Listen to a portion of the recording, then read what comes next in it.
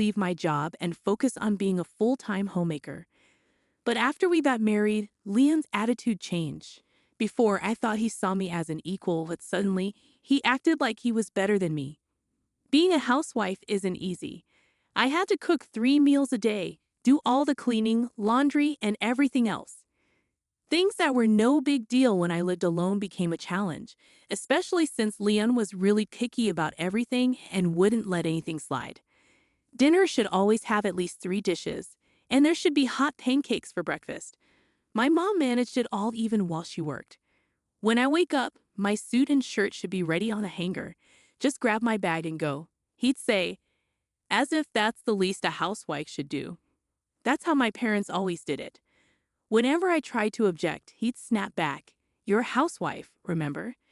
Don't get too high and mighty while living off my money." That became his go-to line. Despite his complaints about me spending his money, what Leon gave for household expenses barely covered it all. I spend my days carefully managing our budget, constantly searching the internet for ways to save money. One day, I mentioned, maybe I should go back to work. Leon shot that idea down with, "You used to work at a law firm, right? Being a secretary won't bring in much. I won't let you neglect the housework for that." So he wouldn't even consider letting me return to work. I wondered if Leon was misunderstanding something, but by then, I was too exhausted from his constant complaints and yelling to argue. Honestly, I wasn't sure if I could keep up with the quality of housekeeping if I also had a job. Plus, I didn't want to disappoint my parents, who were thrilled about our marriage, so I couldn't talk to them about it. But it wasn't just Liam's behavior that bothered me. He often invited his parents over. Whether it was Mother's Day, Father's Day, or their birthdays, he'd find any reason to have them visit and expect me to prepare the meal. Each time, he'd give me extra money, telling me to buy fancy fish or make steak with premium beef. When his parents came over, Leon would shower them with gifts. They'd eat and drink as if our house was theirs, without ever thanking me. Then they'd leave. Once, I brought up to Leon the idea of inviting my parents over occasionally. I told him I admired how he honored his parents, and I didn't oppose it, but I hoped we could also include mine. Leon's response was immediate and harsh. He snapped, "Why would we do that? Understand this, I'm the one paying for everything. Why should I spend money on your parents who aren't even blood related to me?" With that, he shut down the conversation. Feeling defeated, I began using my savings from before we were married to secretly buy gifts for my parents. Then, one day, my parents reached out to me with a troubled look. They explained that there had been a fire in the apartment next to theirs, and part of their home was damaged. Thankfully, they were safe, but their house needed significant repairs. They were temporarily staying in a makeshift shelter. I made the decision to visit my parents, knowing they were going through a difficult time. Despite their troubles, they welcomed me warmly. During our conversation, my father gently asked about my marriage, and although I felt a pang of sadness, I assured him that everything was all right between Leon and me. When I asked about their future plans, my father explained that their old house, which had been partially damaged in a fire, was too old to salvage. They were considering moving into a modern Renaissance apartment. My mother sighed, expressing sadness at the thought of leaving behind the memories in our family's ancestral home. It was then that I made a decision. I resolved to discuss the situation with Leon when I returned home. "Remember when I mentioned my parents' house was damaged in a fire?" I began. Considering their age, I was thinking of buying them a new house, one with accessibility features. Leon's response was blunt. "Where's the money coming from?" "I'm not contributing." As expected, I replied, "I don't plan on building a mansion, so it won't be a financial burden on you. I intend to use my savings from before we were married." After a moment of consideration, Leon casually replied, "Guess even a law firm clerk can save that much." Well, if it's not coming from my pocket, then it's fine. And with that, I made the decision to gift my parents a new home. I felt it was finally time to repay their kindness. Months later, I informed Leon, "I'll be helping my parents move tomorrow." Leon's response was curt. "All right, just don't forget about your household duties," before retreating to the bedroom. The next day, I assisted my parents with their move. Unbeknownst to me, a group of individuals had begun following me. As we carried my parents' belongings into their new home, we settled into the living room, filled with the joy of being reunited as a family after so long. Suddenly, to our astonishment, Leon and my in-laws burst in.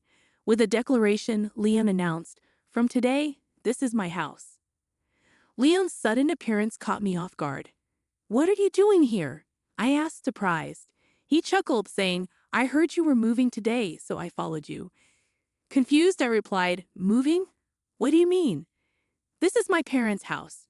But Leon insisted, "I've been supporting you all this time.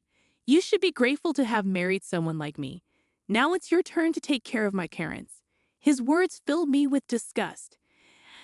As I stared at him in silence, he coldly declared, "I've canceled the lease on our apartment. Pack your things and leave." My father began to speak, but I silenced him. With a strange calmness, a plan formed in my mind. Instead of my father, I asserted, "This house belongs to my parents and me." Leon laughed, mocking me, "Do you not understand English?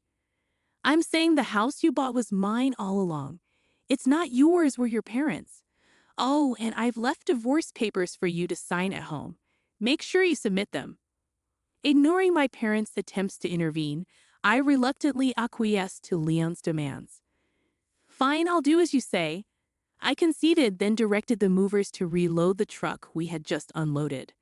While overseeing the process, another truck arrived, bearing Leon's and his parents' belongings. Comforting my bewildered parents, I promised, "I'll explain everything later. Just trust me for now."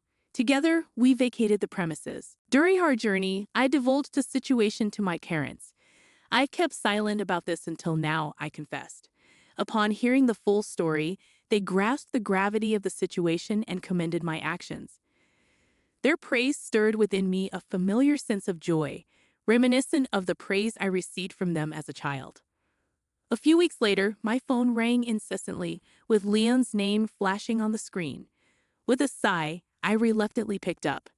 Before I could even say hello, Leon erupted, "What's going on with this house you bought? Someone's threatening to call the cops if I don't leave." "Yes, that's right," I confirmed, bracing myself for what would come next. Leon's voice rose in disbelief.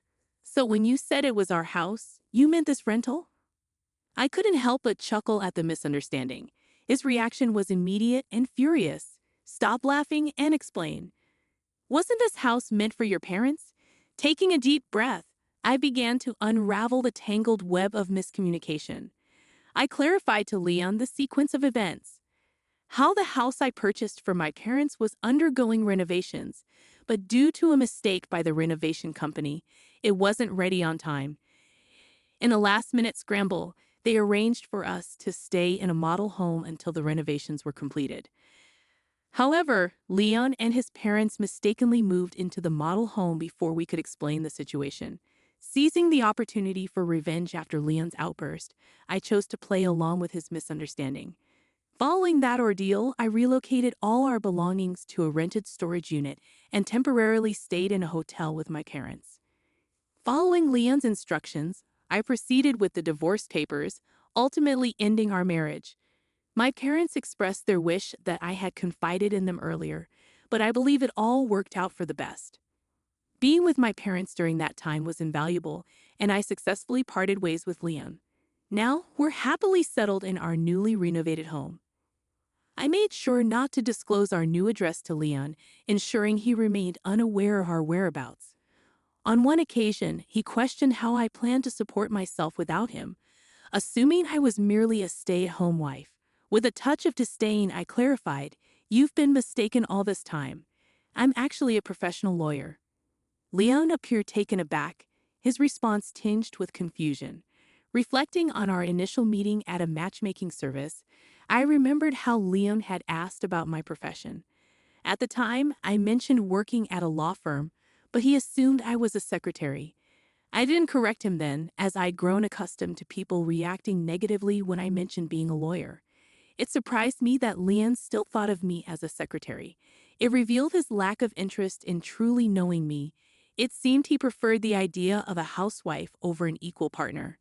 Realizing this, I calmly explained, as we're married, I could rightfully claim ownership of the property purchased with my pre-marriage savings. Asserting my rights, I continued, those savings remain mine and aren't subject to division. If you have objections, we can settle it in court, but the outcome is clear. With that, silence greeted me from the other end of the line. Disregarding Leon's remarks, I bid him farewell with a simple, "Take care of your parents," before ending the call. Details of what ensued reached me through a former colleague, now a fellow attorney. Despite his repeated attempts to reach out, I found it necessary to communicate with him solely through legal representation. Leon persisted in demanding the return of money spent during our marriage. After negotiations with our respective lawyers, he reluctantly grasped the impracticality of his request, though not without disappointment. Such reactions were to be expected. After all, I had become a stay-at-home wife at his insistence, and it was his obligation as a husband to provide for our family. Fulfilling my duties as a homemaker, I never faltered. With the termination of our apartment lease initiated by Leon, he found himself without a place to stay. Presently, he has resettled in the cramped condo where his parents reside, the three of them uncomfortably sharing the limited space. Leon's financial situation was dire. His meager salary coupled with his lavish spending on personal pursuits and gifts for his parents left him virtually penniless. Despite our previous circumstances, Leon had begun expressing a desire for a larger house. It seemed he concocted this plan after I mentioned to my parents my own aspirations of buying a home. Needless to say, his scheme failed spectacularly. To assume we would vacate quietly, even if it were a temporary residence, displayed a level of naivety that was almost laughable. It's disheartening to realize just how misguided my ex-husband could be. Now weary of caring for his parents in their cramped condo, Leon has persistently sought reconciliation. However, now that he is aware of my profession as a lawyer, I have chosen to ignore his advances. Currently, I am relishing the comforts of my new home alongside my parents. The idea of remarriage isn't particularly appealing to me at the moment. However, a fellow attorney whom I collaborated with during my divorce from Leon has expressed interest. I am considering adopting a more optimistic outlook, perhaps to grant my beloved parents the joy of meeting their grandchildren sooner.